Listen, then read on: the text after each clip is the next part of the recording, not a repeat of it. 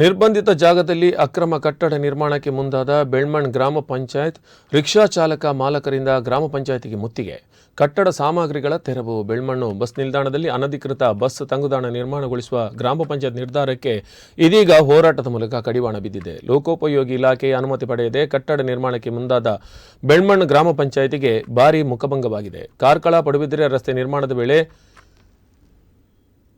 ಕೆಎನ್ಎಫ್ನಿಂದ ನಡೆದ ಕಾಮಗಾರಿ ಸಂದರ್ಭ ಅದೇ ಸ್ಥಳಕ್ಕೆ ಗ್ರಾಮ ಪಂಚಾಯತ್ 20.54 ಲಕ್ಷ ರೂಪಾಯಿ ಪರಿಹಾರ ಮೊತ್ತವನ್ನು ಸ್ವೀಕರಿಸಿತ್ತು. ಬಳಿಕ ಭೂಸ್ವಾಧೀನ ಕೂಡ ನಡೆದಿತ್ತು. ಲೋಕೋಪಯೋಗಿ ಇಲಾಖೆಗೆ ರಸ್ತೆ ಹಸ್ತಾಂತರಗೊಂಡಿತ್ತು. ಇದೀಗ ತಂಗುದಾಣ ಇಲ್ಲ ಎನ್ನುವ ನೆಪವೊಡ್ಡಿ ಅದೇ ಸ್ಥಳದಲ್ಲಿ ಅಕ್ರಮ ಕಟ್ಟಡ ನಿರ್ಮಾಣಕ್ಕೆ ಗ್ರಾಮ ಪಂಚಾಯತ್ ಮುಂದಾಗಿದ್ದು, ಕಾನೂನು ಬಾಹಿರ ಕೃತ್ಯವನ್ನು ವಿರೋಧಿಸಿ ರಿಕ್ಷಾ ಚಾಲಕ ಮತ್ತು ಮಾಲಕರು ಹಾಗೂ ಸಾರ್ವಜನಿಕರು ಪ್ರತಿಭಟನೆಗಿಳಿದಿದ್ದರು.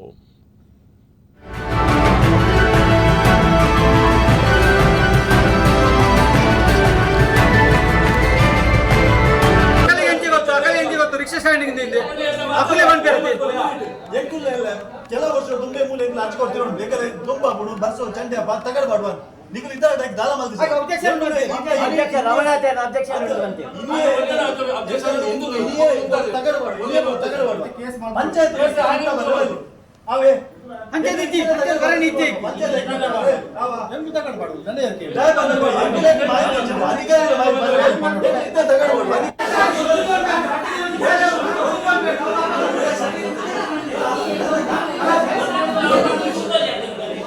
Aquí vamos.